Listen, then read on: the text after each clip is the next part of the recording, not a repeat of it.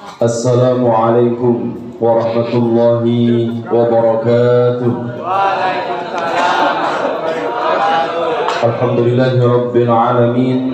Wassalatu wassalamu ala asyrafil anbiya'il mursalin sayyidina maulana Muhammadin wa ala alihi wa ahli baitihi wa ashabihi ajma'in.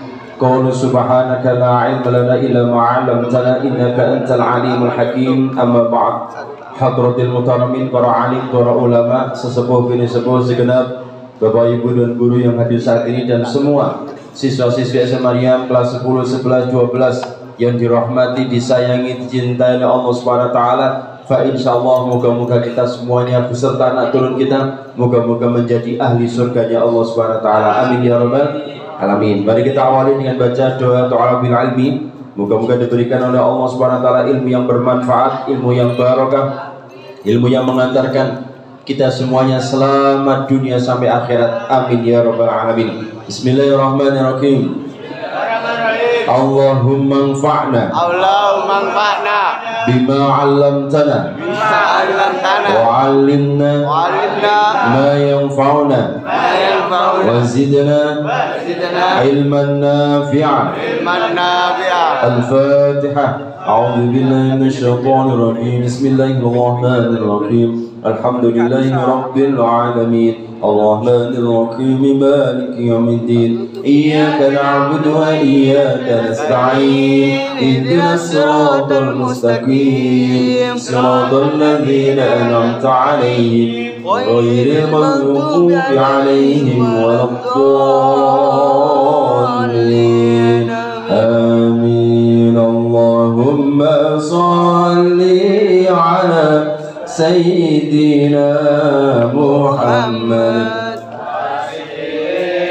Zalimin zalimin. Allahumma shalli ala Sayyidina Muhammad wa ashiri zalimin zalimin wa akhrijna min bainihim salimin wa ala alihi wa sahbihi ajma'in. Allahumma shalli ala Sayyidina Muhammad. Sekarang bahasan yang ketiga dari kitab Safinatun Najah terkait dengan najis yang bisa suci. Pertama, khamr berubah menjadi cuka dengan sendirinya, tidak ada bahan lain yang mencampurinya. Dua, kulit bangkai yang disamak.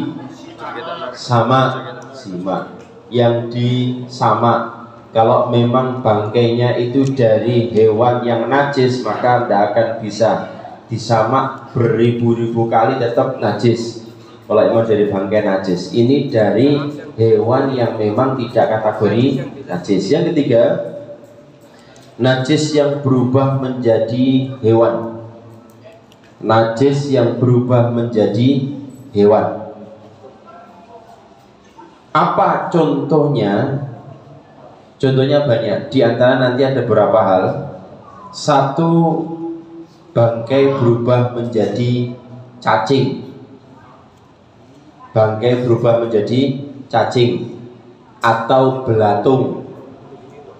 Bisa dan bisa atau cacing dan belatung, atau cacing atau belatung. Apa belatung bahasa Jawanya apa? Set.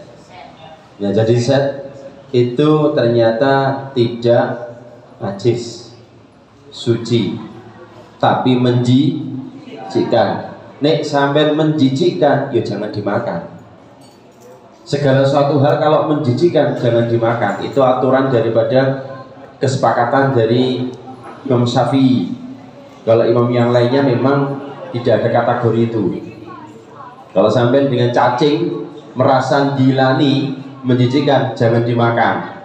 Karena itu merupakan istihad daripada Imam Syafi'i, kategori yang menjijikkan.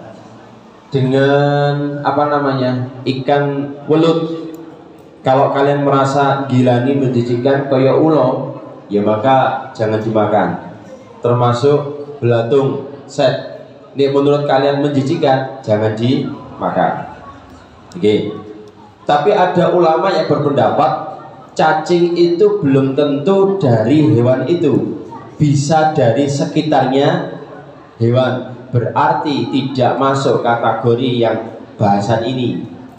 Kalau memang munculnya itu bukan dari hewan, bangkai tadi itu ya, tapi dari sekitar tempat itu, maka itu kategorinya bukan hal bahasan ini. Contoh yang lain, darah yang berubah menjadi mani. Contoh yang kedua, darah berubah menjadi mani.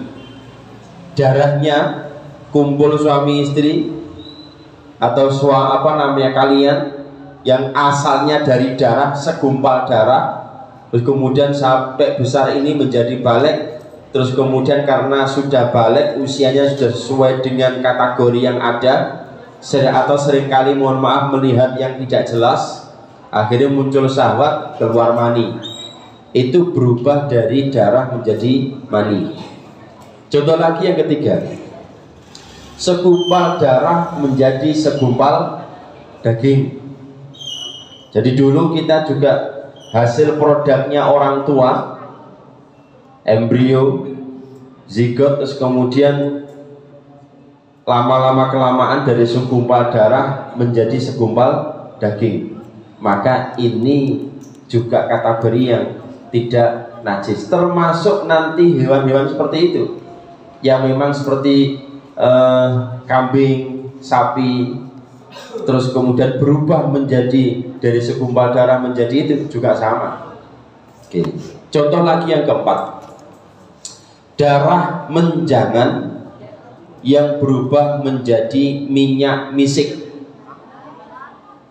Darah menjangan, darah menjangan, bukan darah menjangan. Darah menjangan berubah menjadi minyak misik. Menjangan itu hewan, menjadi minyak misik. Itu perubahan-perubahan yang memang ditoleransi oleh agama. Kok bisa? Itulah Gusti Allah. Kapan hari kita bahas dari arak sing mendemne berubah menjadi cuka, berubah dengan sendirinya, itu juga kategori yang aman, tidak najis, boleh diminum. Nek doyan, karena emang cuka itu kan kecut, biasanya digawe tambahan soto atau mungkin masakan yang lainnya. Nah, tambahan sekarang terkait dengan najis yang bisa suci. Dalam Islam, hal yang dianggap suci dari najis ada beberapa hal. Satu, dalam Islam, hal yang dianggap suci dari najis adalah, dalam Islam hal-hal yang dianggap suci dari najis adalah satu, bangkai binatang laut. Bangkai binatang laut. Bangkai binatang laut. Binatang yang ada di laut itu semuanya halal. Nek gelem sampean. Lho Pak, ada kuda laut. Iya, karena dia kategori laut, termasuk kategori ikan. Termasuk nanti ada anjing laut. Pokoknya yang ada dalam ikan, bukan manusia laut tuh ya, beda lagi. Orang manusia laut itu beda lagi, kan anjingnya manusia. Nah itu kategori yang boleh dimakan. Nek gelem. Pak, kalau ada putri duyung, ada Pak duyung, wallahu alam, itu benar apa salah? Dalam artian ada yang pernah menjumpai memang betul-betul putri duyung wajahnya menungso awake hewan yang mana. Tapi selama ini itu masih dalam kategori mitos, belum terbukti dan ya belum kelihatan adanya. Oke, semua hewan laut kalau jadi bangkai halal, bukan dari luar dibawa ke laut jadi bangkai, tidak. Contoh seumpama ada kambing terus kemudian dibuang ke laut, itu kan hewan laut, ya, itu aslinya kan memang dari darat, murni asli dari hewan laut yang seringkali terkenal dengan iwak atau ikan, walaupun namanya nanti macam-macam, itu juga kategori tidak najis. 2, bangkai binatang yang tidak berdarah. Bangkai binatang yang tidak berdarah seperti belalang. Sampai nih doyan belalang atau laron, kalau mau hujan itu kan rodok lumayan akeh. Terus kalian kasih minyak nempel nang kono kabeh, sampean goreng, digoreng, jari ini enak, krenyes. Kalau mau silakan, itu juga halal. Lumayan gawe lawuhe sego, ketambahan sego, kres jari ini.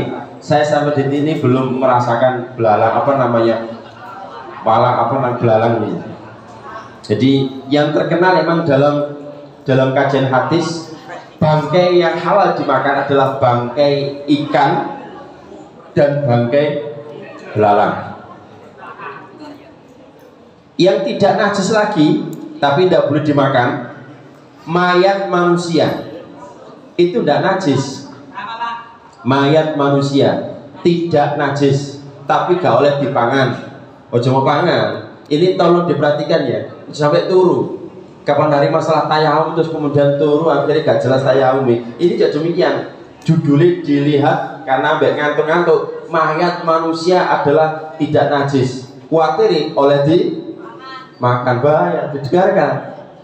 Memang tidak najis. Makanya beberapa ulama beda pendapat. Ada yang setelah memandikan jenazah itu diharuskan untuk mandi, diharuskan untuk wudhu. Ada yang memandikan jenazah karena jenazah itu bukan yang terkena masalah ibadah, maka jemuk menyentuh mayat yang sudah mati siapapun dia tidak masalah. Kalau Imam Syafi'i beda jenis, tidak kategori mahramnya, tidak kategori yang kemarin kita bahas itu, maka tidak apa-apa. Tapi kalau di luar itu, di luar kategori itu, maka harus wudhu. Tapi kalau Imam Hanafi tidak, karena mayat itu bukan kategori yang najis. Jadi sampai menyentuh siapapun yang jadi mayat itu tidak apa-apa, karena dia tidak terkena kaidah ibadah. Understand? Nih sampai ragu-ragu, enggak Pak, saya kan ikut Syafi'i. Ya wis wudhu kalau mau sholat jenazah atau mungkin sholat yang lainnya. Nih menurut Imam Hanafi tidak, karena itu tidak kategori yang najis. Berikutnya lagi, hati dan limpa itu juga tidak najis. Nih hati ini menungso yo panan. Nih kemudian kalian mau hatinya kambing, sapi, terus kemudian ayam, ya silakan. Berikutnya lagi, air susu binatang yang juga boleh dimakan. Air susu binatang yang boleh dimakan. Jadi susu kambing, sapi yang boleh dimakan, boleh. Kerbau kalau ya orang Kudus, karena kerbau itu penggantinya sapi. Sebab di Kudus itu tidak disarankan untuk sapi, sebab sapi itu dimuliakan oleh agama lain.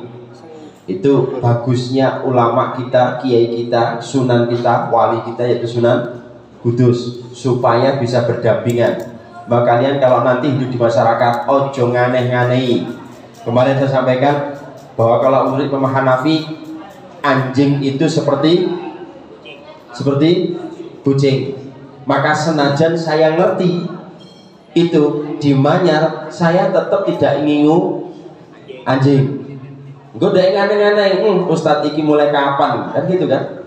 Maka jangan nganeh-nganeh, ini udah adatnya gitu, ya ikuti itu. Oke, itu ditambah pinter kalian. Gak pinter ya rugi. Cuma saran saya, ngini ki ojo ngantuk. Sama nih, ini mendengarkan terus, pinternya, hebatnya koyok saya sama. Gak perlu belajar, cukup ngrungokne, pinter sama. Enak nih, saya kan belajar sih. Ngene gak tenanan ya apa. Ilmu ini sudah internasional, bahkan S2, S3. Sama kan JS Taylor. STK. Berikutnya lagi, Bagaimana kalau air susunya anjing? Tidak boleh. Air susunya babi? Tidak boleh. Tetap najis karena memang asal dari najis. Yang terakhir, bulu binatang yang boleh dimakan bila terpotong dari badannya. Bulu binatang yang memang boleh dimakan terpotong dari badannya. Contoh ayam, itu kan boleh dimakan ayamnya, bulunya ya coba makan. Lah kesentuh itu, kecekel itu, tidak apa-apa, dan najis. Tapi kalau kelihatan najisnya, mungkin kecipratan opor dari kelihatan najisnya, ya sudah najis. Bulunya kambing, bulunya sapi, kan boleh dimakan kambing atau sapinya. Kesentuh itu tidak apa-apa. Paham sampai sini ya? Gue nggak paham terkait bulu ini. Jadi yang nomor 5 dan 6, air susu binatang yang memang binatangnya boleh dimakan, air susunya tidak masalah, tidak najis. Kambing, sapi, kerbau, bahkan sekarang itu ada untuk obat susu kuda liar. Jadi ini boyo model ini, mari mangan tambah liar ya mana. Dan yang terakhir tadi ini ya, hewan-hewan yang boleh dimakan bulunya tidak najis. Tapi kalau hewan yang tidak boleh dimakan, anjing, babi, maka tetap najis senajan bulu nih. Kecuali kemarin anjing ada bahasan nek podo garingi tangan kita, terus anjing podo garingi aman. Tapi nek salah satu teles basah maka menjadi najis. Understand? Muka-muka faham, muka-muka tiba-tiba insya Allah pemahaman yang insya Allah fahman nabiyyin wa hifdzul mursalin. Amin ya rabbal alamin. Al-Fatihah. A'udzu billahi minasyaitonir rajim. Bismillahirrahmanirrahim. Alhamdulillahi rabbil alamin. Arrahmanir rahim. Maliki yaumiddin. Iyyaka na'budu wa iyyaka nasta'in. اهدنا الصراط المستقيم صراط الذين أنعمت عليهم غير المغضوب عليهم ولا الضالين آمين أستغفر الله برايا أستغفر الله من الخطايا ربي زدني علما نافعا ووافقني عملا صالحا. بسم الله الرحمن الرحيم والعصر إن الإنسان لفي خسر إلا الذين آمنوا وعملوا الصالحات وتواصوا بالحق وتواصوا بالصبر. صدق الله العظيم. كلام قل لا يمل سماعه تنزه عن قولي وفعلي ونيتي بأستفي من كل داء ونور دليل لقلبي عند جلي وخيراتي فيا ربي متعني بسري حروفي ونور به قلبي وسمعي ومقلتي.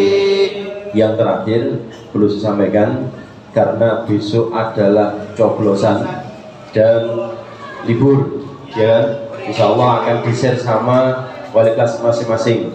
Besok libur. Nah, tolong dibantu doa.